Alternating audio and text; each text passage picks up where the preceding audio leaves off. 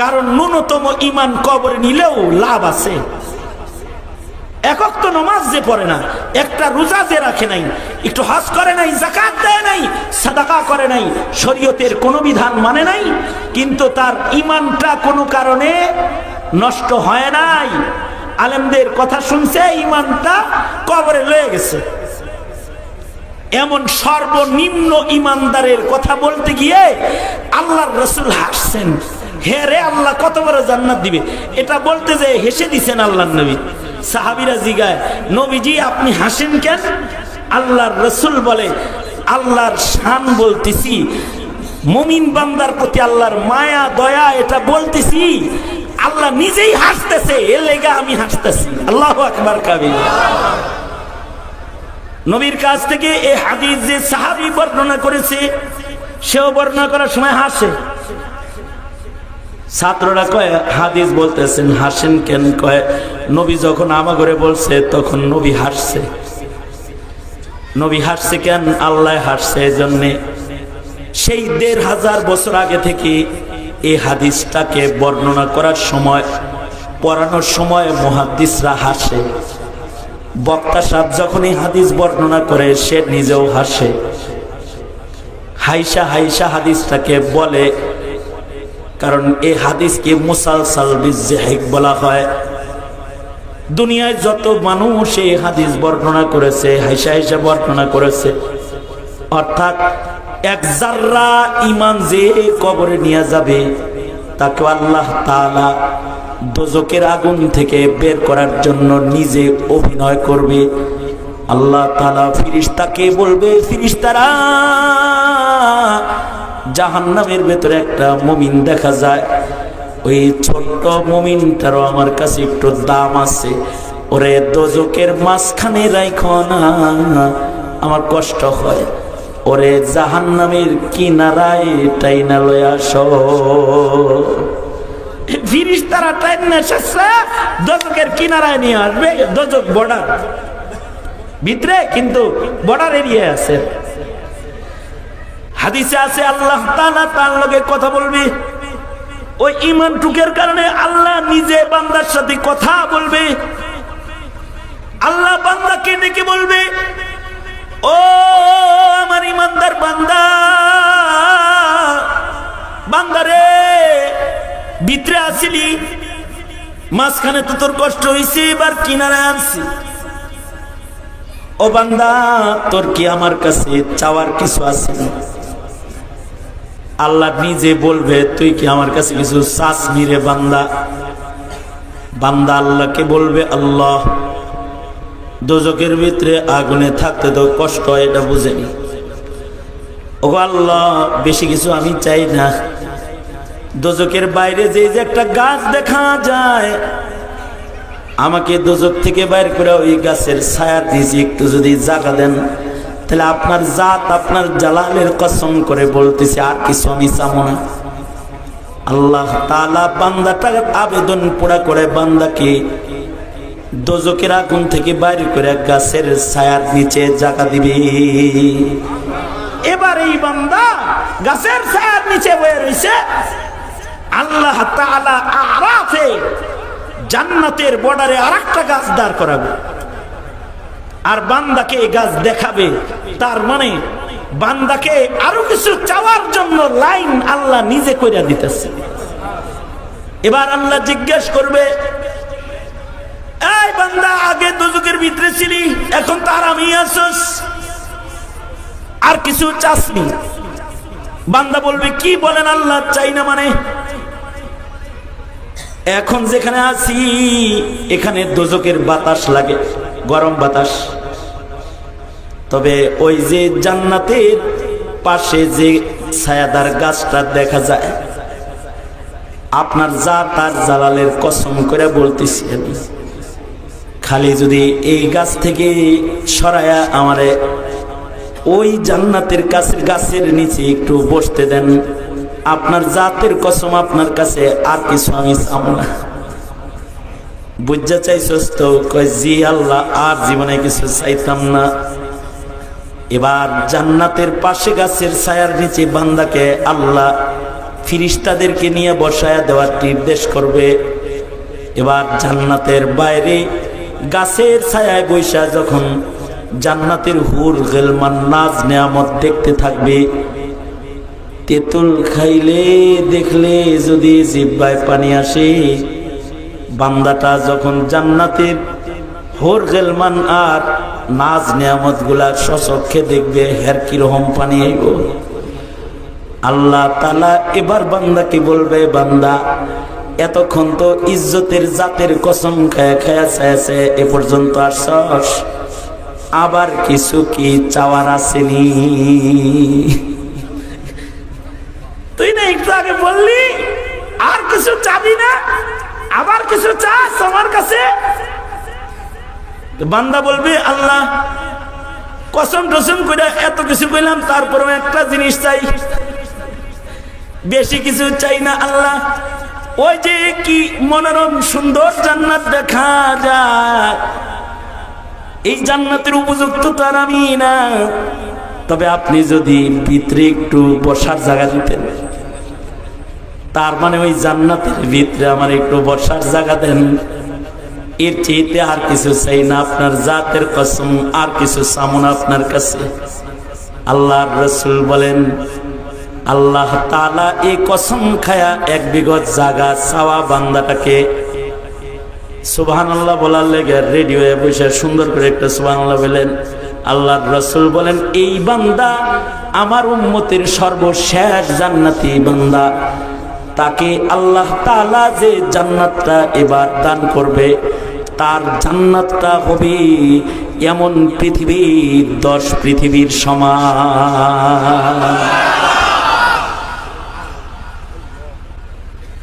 ভালোবাসার পরিমাণটা কি কম না বেশি? অনেক বেশি। আমাদের কিন্তু ভালোবাসি অনেক, কিন্তু আমরা কি তাকে ভালোবাসি? আমরা যদি ভালোবাসার প্রমাণ দিতে পারি, আমরা যদি শিরকে জর্জরিত না হই, আমরা যদি নবীর ইজ্জতের পাহারাদার হই, আমাদের হৃদয়ে যদি তাওহীদ ও রিসালাতের বিশ্বাস কামেল থাকে, তাহলে আমরা এই ভালোবাসা পাওয়ার উপযুক্ত। আর যদি তা না থাকে আমাদের ভেতরে, তাহলে আল্লাহর ভালোবাসা পাওয়ার উপযুক্ত আমরা না। যদি আমাদের ঈমান নষ্ট হয়ে যায়, জায়গা জান্নাতে নয়, দোজখ হবে চিরদিনের জন্য স্থায়ী ঠিকানা। এ কারণে মুমিনের সবচেয়ে বড় কাজ হলো তার ঈমান রক্ষা করা, ঠিক কিনা? তার ঈমানকে হেফাজত করা, এটা মুমিনের 1 নম্বর কাজ। আজকে আমাদের ঈমান লুটে পুটে নেওয়ার জন্য বিজাতিরা উঠে পড়ে লেগেছে, আমাদের বিশ্বাস নষ্ট করার জন্য, আমাদের তাওহীদ নষ্ট করার জন্য অপচেষ্টা কাফের মুশরিকরা করতেছে। আমাদের ঈমান নষ্ট করার জন্য আমাদের সন্তানদেরকে আল্লাহ চিনতে দেয় না, রাসূল চিনতে দেয় না। সবচেয়ে বড় বিষয় হলো আমাদের সন্তানরা আল্লাহ চিনে না, রাসূল চিনে না। যারা চিনে না তারা নবীর ইজ্জত, নবীর সম্মানের কথা বুঝে না। আল্লাহ চিনে না তো আল্লাহর হুকুম তারা মানে না। তাদের কাছে নামাজের মূল্য নাই, তাদের কাছে রোজার মূল্য নাই, তাদের কাছে শরীয়তের হুকুমের মূল্য নাই। অবশ্য কারোর কাছে পূজার মূল্য আছে, পূজার মূল্য আছে, পয়লা বৈশাখের মূল্য আছে, উৎসবের মূল্য আছে, কিন্তু আল্লাহর হুকুমের মূল্য তাদের কাছে নাই। রাজনৈতিক কর্মসূচির মূল্য আছে, ইসলামের কর্মসূচি আমলের মূল্য তাদের কাছে নাই। ঠিক না বে ঠিক? জোরে বলেন, আছে না নাই? আছে না নাই? মুসলমানের আওলাদ এরা নবীও চিনে না, ধর্মও চিনে না, নেতা চিনে, দল চিনে। এ কারণে নবীর ভালোবাসা প্রকাশ করার মতো সুযোগ তারা পায় না। নেতার ভালোবাসা প্রকাশ করার সুযোগ পায়, নেতার জন্য ঘন্টার পর ঘন্টা রাস্তায় দাঁড়ায় থাকতে রাজি, কিন্তু নবীর প্রেমে আওয়াজ করতেও রাজি না। কি কথা বলেন না কেন? ঠিক না? নবীর প্রেমে আওয়াজটা করতেও রাজি না। আমরা জাতিকে ওই কথাটাই বলি, নবীর প্রেম প্রকাশ করো, আল্লাহ প্রেম প্রকাশ করো। যারা গণতান্ত্রিক রাজনীতি করে এদের কাছে এগুলো ভালো লাগে না। এরা মনে করে যে আমাদের কর্মীগুলারে হুজুরে লয়ে গেল। আসলে তো কর্মী নেয় নাই। আসল কথা হলো মুসলিম ঘরে জন্মগ্রহণ করা ইমানদারকে ইমান শিখাইছে। কি কি শিখাইছে? ইমান শিখাইছে। মুসলিম ঘরের সন্তানরা যদি ইমান জানতো আর ইমান শিখতো, তাইলে এই দেশে যাকে তাকে তারা ভোট দিত না। ঠিক বললেও ঠিক, না বললেও ঠিক। রাত দুপুরের সময় অত ঠিক বলার দরকার নেই, তবে সুন্দর করে বুঝতে যান।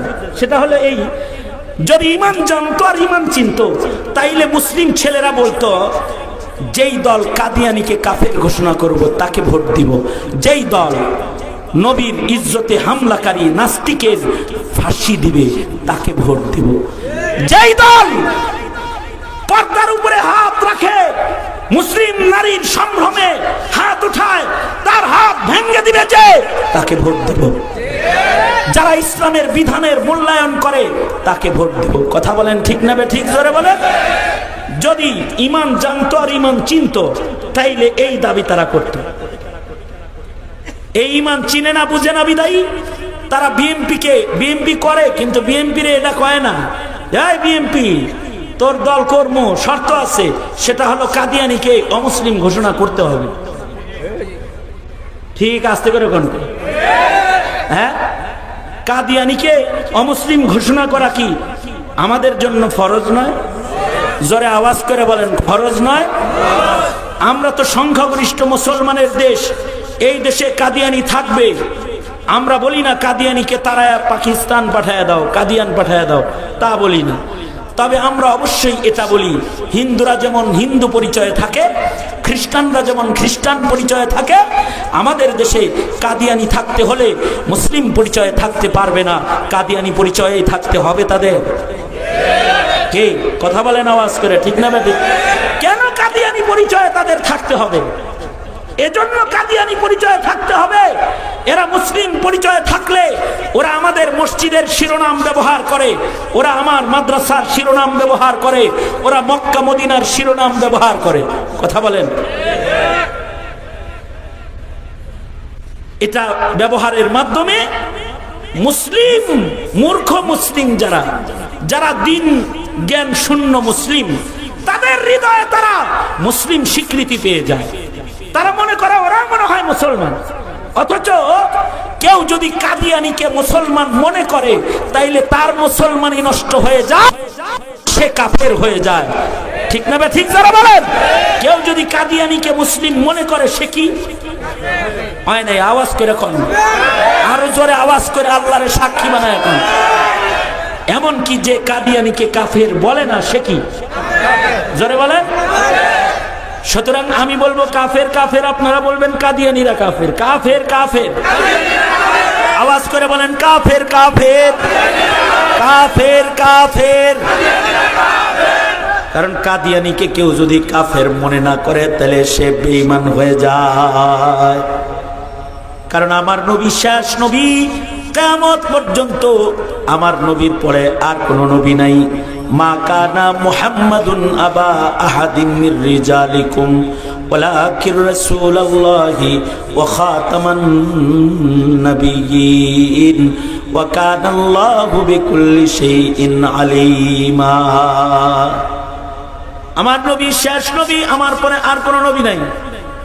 রাসূল বলেন, আমার পরে কেউ যদি নবী হইতো, তাহলে আল্লাহ উমর রে নবী বানাইতো। ইসলাম সে তো পরশমণি, তারেকে পেয়েছি খুঁজি, পরশে তাহার সোনা গুলো যারা, তাদের ওই মোরা বুঝি। বলেছেন হযরত রাসূল শেষ পয়গম্বর, আমার পরে যদি নবী হতো কেউ, হতো ঠিক সে উমর।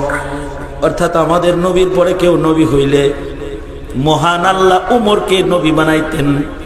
কিয়ামত পর্যন্ত আর কেউ নবী হবে না, উমরও নবী হয় নাই। কিয়ামত পর্যন্ত পৃথিবীতে আর কোনো নতুন নবীর আগমন ঘটবে না। এমন ঈসা আলাইহিস সালাম সালাম জমিনে আসবেন, ঈসা নবী আমাদের নবীর নবুয়তকে মানবেন। আল্লাহর রাসূল বলেন, লাউ কানা মূসা হাইয়ান, ঈসার মতো যদি মূসাও জীবিত থাকতো তাহলে মূসার জন্য ফরজ হয়ে যেত আমাকে মানা, কারণ আমার নবুয়ত জমিনে চলতি অবস্থায় আর কারোর নবুয়ত নাই। আমার নবুয়ত আসার পরে সকল নবীদেরও আমি নবীর নবুয়ত মানা ফরজ। আল্লাহু আকবার, জোরে করে বলেন আল্লাহু আকবার। এখন তোমার প্রধান উপদেষ্টা যে সে কি বলছে জানো? এই যে বর্তমান প্রধান উপদেষ্টা, সে যেদিন আমেরিকা থেকে দেশে আসছে সেদিন এয়ারপোর্টে নাইমা বলছে আহমদিয়া জামাতের অধিকার ফেরত দেব। ফতোয়া মোল্লার কাছে না চাইয়া তুমি নিজে চিন্তা করে দেখো গা, এই কথা বললে ঈমান থাকে না যায়? আর ঈমানদারি তো দুরস্তান। ঈমান যদি তাদের থাকতো তাহলে একজন সাহাবাকে উপদেষ্টা পরিষদে জায়গা দিতে তারা পারত না। সাহাবাকে উপদেষ্টা পরিষদে জায়গা দিয়েছে। এটা কি মনে করো তোমার দেশের মুসলমানের ঈমান পাহারা দিতে দিছে? না, তোমার প্রজন্মের ঈমানের 12টা বাজানোর জন্য এ সকল নাস্তিক মুরতাদ রাষ্ট্রের গুরুত্বপূর্ণ জায়গায় বসানো হচ্ছে। এই সেম কাজ করেছে আওয়ামী লীগ। আওয়ামী লীগ এদেশের আলেমদেরকে জেলখানায় তালাবদ্ধ করেছে আর মুরগি চোরা, ইনু, এরকম যত শয়তান আছে এগুলোকে রাজত্ব দিয়ে দিয়েছিল। জি, আওয়াজ করে বলেন না কেন? রাজত্ব দেয় নাই তাদেরকে, রাজত্ব দিয়েছিল তাদেরকে। আর আলেমদেরকে মামলা দিয়ে পেরেশান করেছে, জেলখানায় তালাবদ্ধ করেছে, নাস্তিকদেরকে মুরতাদদেরকে প্রমোট করেছে, গায়ক গায়িকা নায়ক নায়িকাদেরকে এমপি মন্ত্রী বানিয়েছে, আর মৌলবীদেরকে গোলাম বানানোর চক্রান্ত করেছিল তারা। মহান আল্লাহ বরদাস্ত করে নাই। ছাত্র জনতা দিয়া নমরুদরে যেমন মশা দিয়া মারছে, ফেরাউনরে পানি দিয়া মারছে, আর জালিম সরকারকে ছাত্র জনতাকে কাগজ কলম রেখে স্কুল থেকে রাজপথে বের করে দিয়ে উপযুক্ত জবাব পাঠায় দিয়েছে।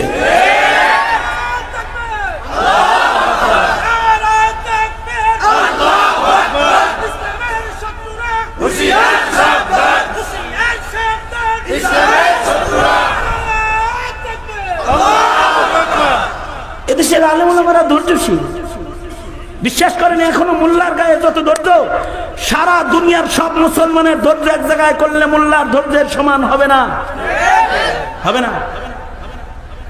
আমাগরে কি রাজাকার আজকে থেকে কয়? হ্যাঁ, বইয়ের রিসেস বেটা, এই মোল্লা মুন্সিরের রাজাকার কি আজকের থেকে কয়? মৌলবীদের রাজাকার কয় স্বাধীনতার পরের থেকে, 72 থেকে। সেই 72 থেকে মোল্লা করে রাজাকার কয়।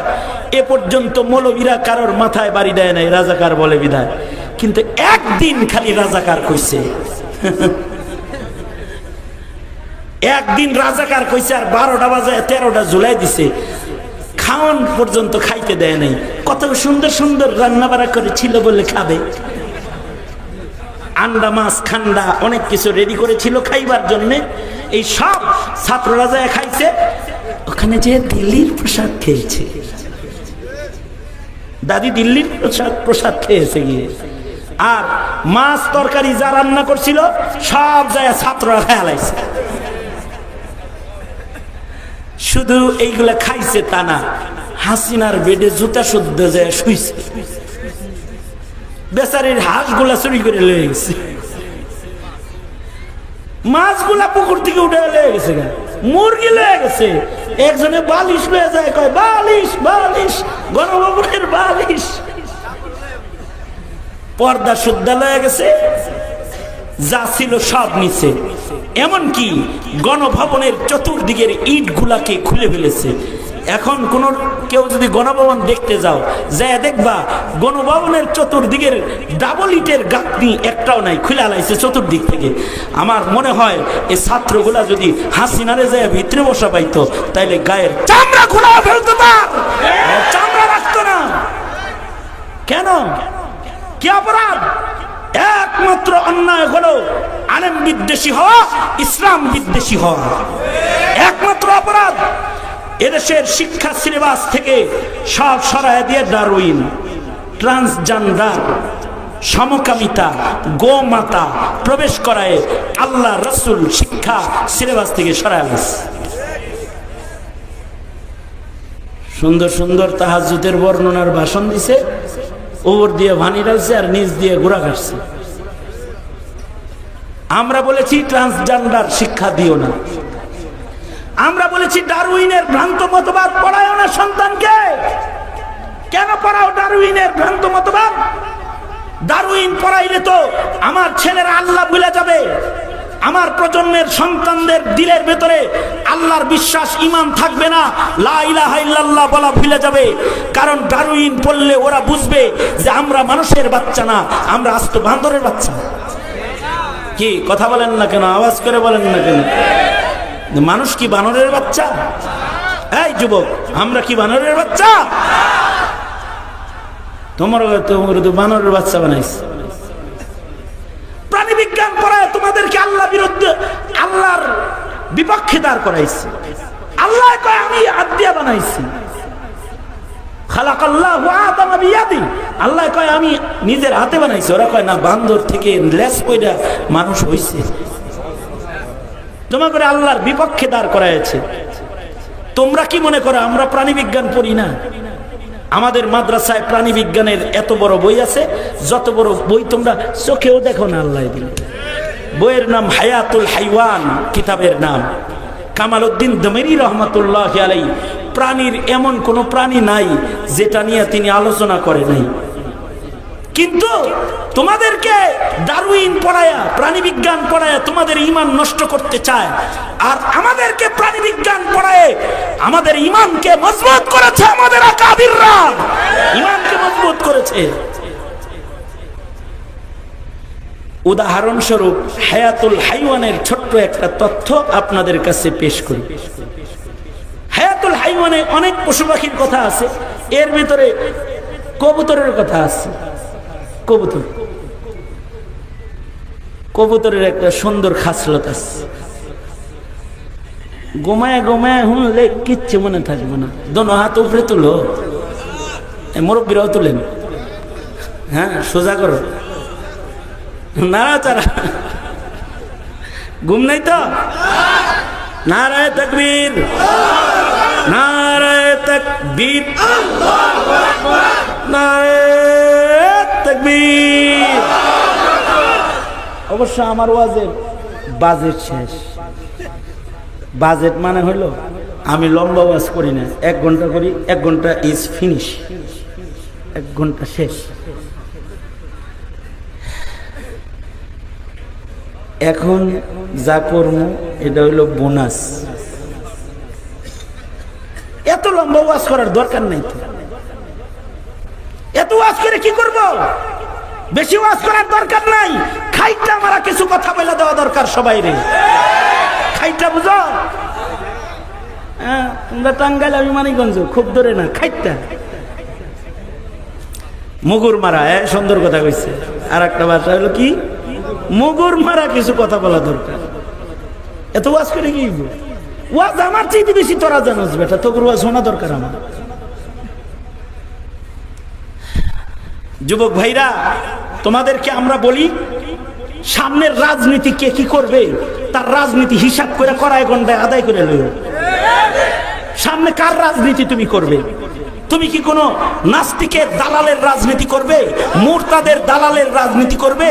যে কাদিয়ানির দালালি করে তার রাজনীতি করবে? তুমি রাজনীতি করবে তার যে তোমার সন্তানের ঈমান বাঁচাবে, তার রাজনীতি করবা। সিদ্ধান্ত, ডিসিশন তোমার কাছে। বক্তব্য খালিদ সাইফুল্লাহ আইয়ুবীর কাছে, এরকম মৌলবীর কাছে হলো বক্তব্য। এ কারণে মৌলবীকে জেলখানায় যেতে হয়। এ কারণে তোমরা জেলে যাও না, আমি জেলে যাই। কারণ আমি তোমাদের ঈমানের বিবেককে খুলে দেই জাতির কাছে, এ কারণে জেলে যাই। কথা তো কিছু বলতেই হবে। মুগুর মারা হোক আর খাইটা মারা হোক, ঠিক না? বেশি রাত বলার খেয়াল নাই, ভয়ের কোনো কারণ নাই। আর কয়েক মিনিট মাত্র, তা তো আছেন নাকি বলেন? আমার সাথে দোয়া করে যাইবেন না? কতক্ষণ আছেন? 15 মিনিট তো আছেন তো ইনশাআল্লাহ।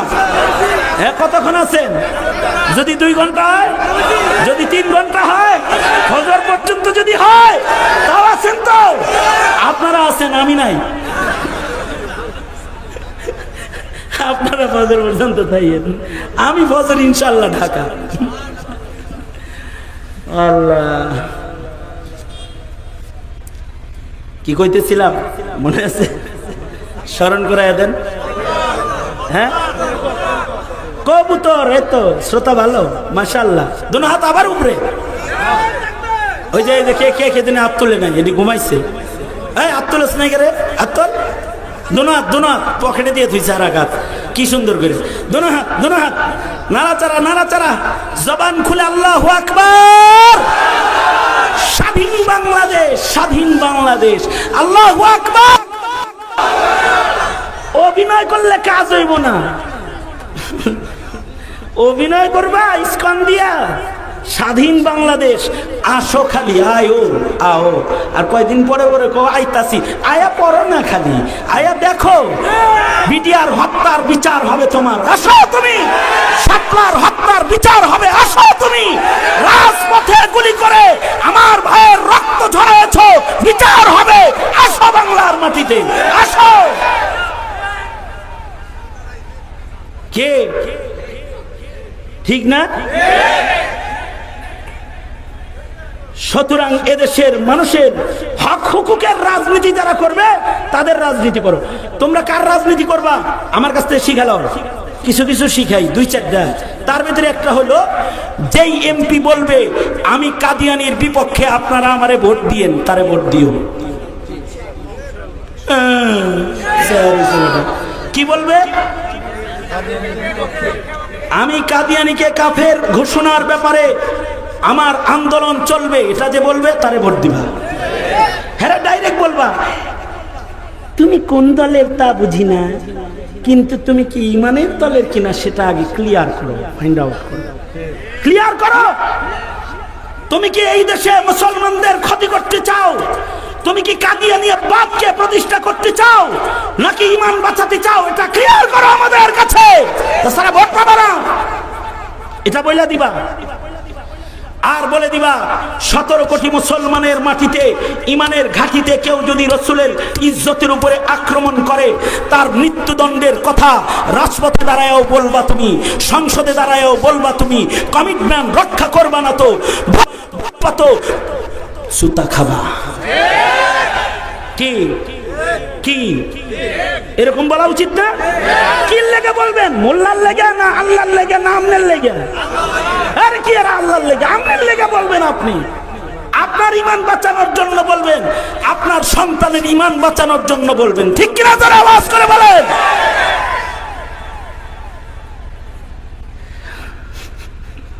কবুতরের কথা কইতেছিলাম, আল্লাহ দিলে শোনো, অন্য কারোর কাছে পাইতা না। ভালো করে শোনো, কবুতরের একটা সুন্দর গুণ আছে। কবুতর পালছেন কেউ? আমি কিন্তু কবুতর পালছি। খালি ক্যামেরা তোলে জেনে এনে, আমি কবুতর পালছি। কবুতরের একটা সুন্দর খাসিলত হইল,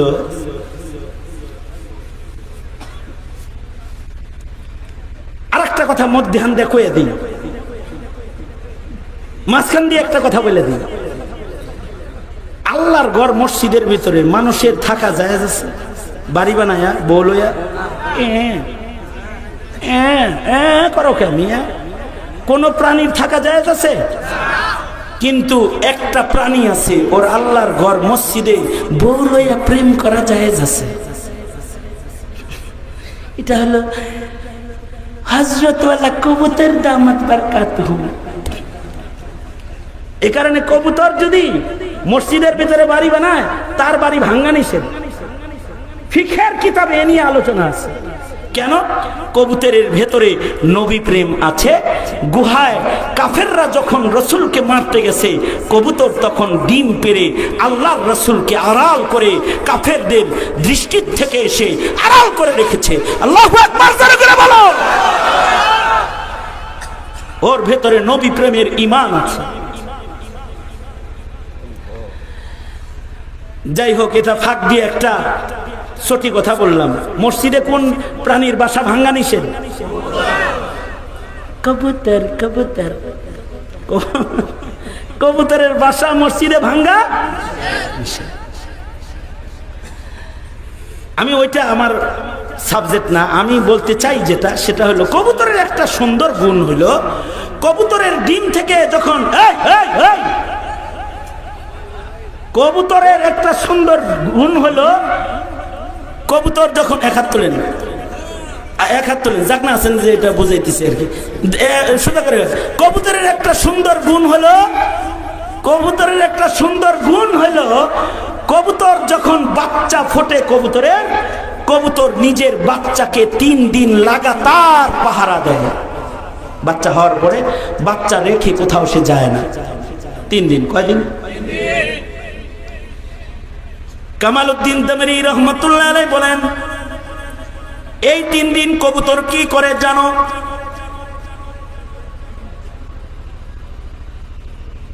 আচ্ছা, কবুতর তো বাচ্চারে দুধ খাওয়ায়। কবুতরের দুধ আছে না?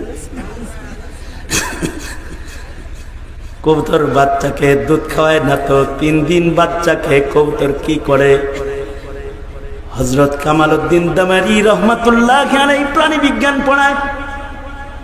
তিনি বলে, কবুতর এই 3 দিন ওর বাচ্চার মুখের ভেতরে বাতাস দেয়।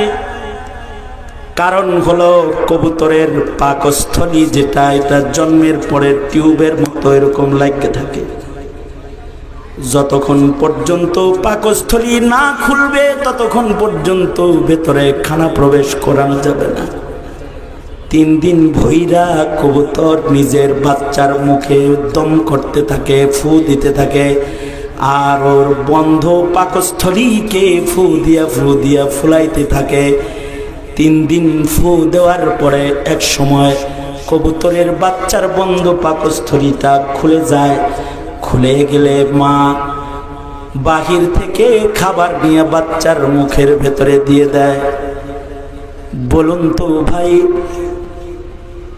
বাচ্চার পেটের এই বন্ধ পাকস্থলী দেখার জন্য কবুতর কোনো আল্ট্রাসোনোগ্রামের মেশিন ব্যবহার করে নাই, কিন্তু মহান আল্লাহ যারা চোখে দেখি না সেই মাওলায় কবুতরকে তার বাচ্চার ভেতরের পেটের পাকস্থলী দেখাইছে। আবার বন্ধ পাকস্থলী কেমনে খুলতে হবে মহান আল্লাহ কবুতরকে শিখাইছে।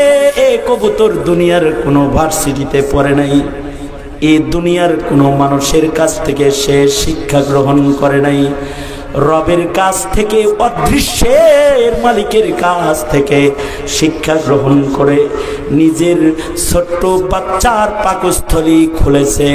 এবার বুঝে থাকলে আওয়াজ করে বলো, কবুতরকে এই শিক্ষা যিনি দান করেছেন তার নাম কি? জোরে আওয়াজ করে বলো। আমরাও প্রাণী বিজ্ঞান পড়াই, কিন্তু আমাদের প্রাণী বিজ্ঞানের ভেতরে আছে তাওহীদ। আমাদের প্রাণী বিজ্ঞানের ভেতরে আছে তোমার মালিককে এটা পরিচয় তুলে ধরা। কিন্তু তোমাদের প্রাণী বিজ্ঞান যে নাস্তিকরা লেখে তার ভেতরে আছে রবের পরিচয় শূন্য করা। তোমাদেরকে বই পড়ায় নবীর ইজ্জতের উপরে গালি দেওয়া শিখায় দেয়, আর আমরা বই পড়ায় নবীর প্রেম ঢুকাই। জীবন দিবে কিন্তু হানজালার মতো নবীর ইজ্জত লুটায়া দিতে দিবে না। জান বিতরণ করবে কিন্তু নবীর ইজ্জতের পাহারাদারি করবে। এই যে প্রেম, এই প্রেমের নাম ঈমান। আর এই ঈমান যারা ন্যূনতম অল্প ঈমানও যদি কেউ কবরে লইয়া যায়, আল্লাহ তাআলা তাকে এমন পৃথিবীর 10 পৃথিবীর সমান জান্নাতি শুধু দিবে তা না, বাহানায় বাহানায় বাহানায় বাহানায় আল্লাহ তাদের মাফ করে দিবে।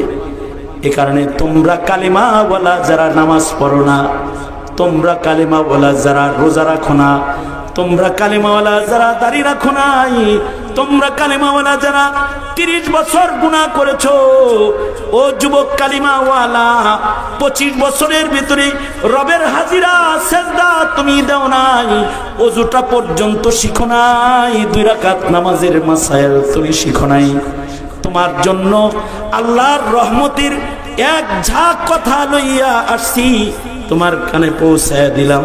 তোমার রব তোমারে বড় ভালোবাসে, তোমার রব তোমাকে বড় মুহাব্বত করে।